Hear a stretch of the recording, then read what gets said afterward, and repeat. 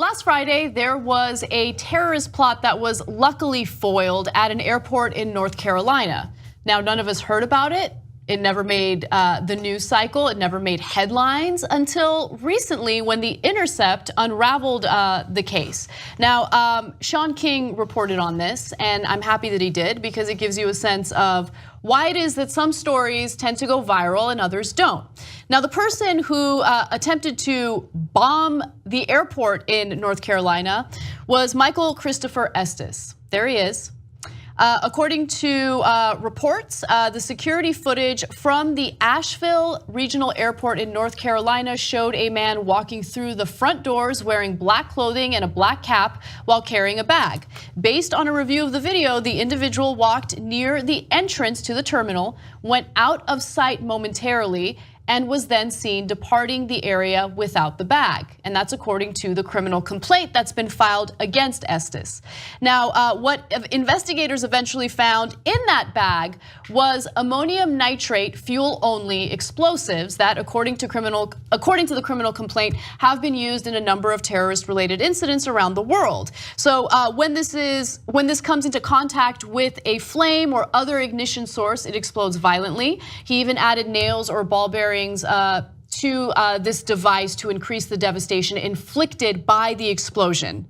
Okay, and keep in mind that this is not, oh, we suspect that this guy might have done. No, they had the bomb, and luckily they were able to disarm it. Before disarming it, authorities discovered the alarm attached to it was scheduled to go off at 6 in the morning, just as a fresh round of travelers was scheduled to arrive at the airport. This guy is a terrorist. And if you think that there needs to be some sort of ideological thing behind it, well, there is. The man openly admitted to authorities that he was preparing to fight a war on US soil and that this bomb was but one part of that war.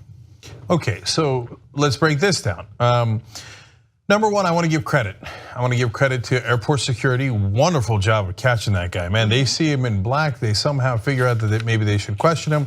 I want to give credit to the bomb sniffing dog in a lot of years of covering news. And I want to give credit to the authorities who have arrested him and are prosecuting them. Okay, so that's great because we stopped it and people didn't die.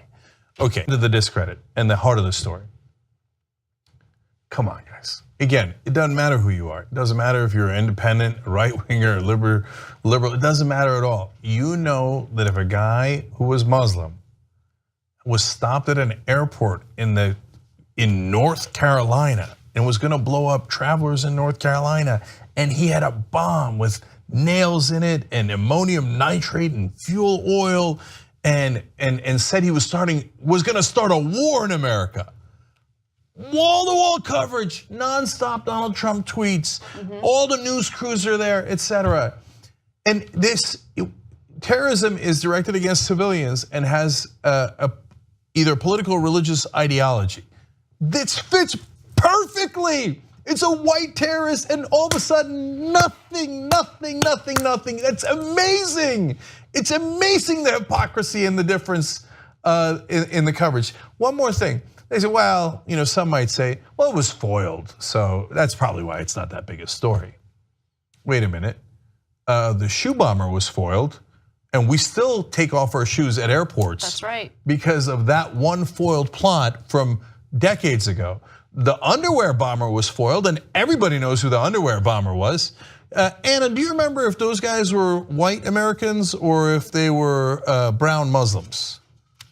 I don't know if I remember, Jen. Can you remind me? Oh yeah, they were brown Muslims, and those foil plots affected us for decades because of what happened. And now there's nothing. I just want us to stop turning a blind eye to individuals that do want to cause harm. That's not to take away from investigations into Muslim-related terrorism. I just want people to stop pretending like people like Estes doesn't exist. He exists. He has an ideology. He wanted to cause severe harm to people. He wanted to start a war on US soil. This is the kind of stuff that should be investigated. And I'm so grateful that airport security did their due diligence and they followed up on this and luckily foiled it and no one got hurt. But the country, the government, unfortunately does not see non-Muslim right-wing terrorism as a threat. They think it's a non-threat, but it is a threat. This is something that we should be very concerned about. We should be investigating. We should have a portion of the Department of Homeland Security specifically focusing on this type of terrorism as well. We turn a blind eye to it for racial reasons, and that is absurd, okay? We should keep Americans safe regardless of the race of the perpetrators. So why won't Trump do it? I mean, look, I'm tired of all those things. You know that the right-wingers are total, gigantic hypocrites. They don't actually care about keeping us safe. We do.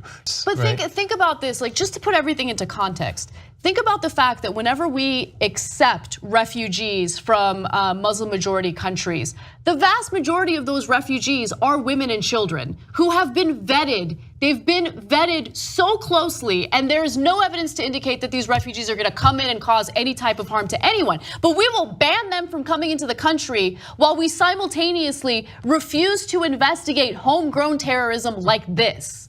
Okay, so this guy that tried to bomb an airport, he poses an imminent threat to Americans, okay? And there are others out there like this. I'm not trying to fearmonger, I hate fearmongering, but at the same time, we see this happening time and time again, and we have an imbecile running the country who just refuses to acknowledge that when it comes to terrorist plots, in a lot of cases, race or religious affiliation doesn't matter, okay? There are extremists of all shapes, sizes, and colors. And when it comes to Islam, a lot of people lose their minds. And it's not just people on the right. There are some people who claim to be on the left who also are like, oh, well, hey, why can't you realize it's only the Muslims? And whenever there's a story of a non-Muslim doing it, they're like, don't cover it, don't cover it. No, what do you mean? Nobody saw it. Nobody saw it because nobody covered it. So, okay, look, last thing, Donald Trump. Meanwhile, there was a terrorist caught trying to bomb and murder all those people in North Carolina, and not a peep, not one word, because he doesn't care about terrorism. He cares about demagoguery, he cares about bigotry, and so those are the things that he constantly pushes. We gotta ban the Muslims, we gotta keep out the Mexicans, we gotta punish the blacks who are speaking their minds, and those guys in Puerto Rico, do they really need any help? I mean, they didn't help themselves at all. Oh, things are actually in danger? There was a guy who was gonna blow up an airport? Who cares? Not interesting. It doesn't help me with my demagoguery and bigotry. That's Donald Trump for you guys. And unfortunately, the rest of the press aid and abet that when they don't cover important stories like this. And whenever there is an equal and similar story that involves a minority, they go ballistic over it. Give them the equal coverage. We don't ask for anything else. Help us build independent media together. Come join us, tytnetwork.com/join.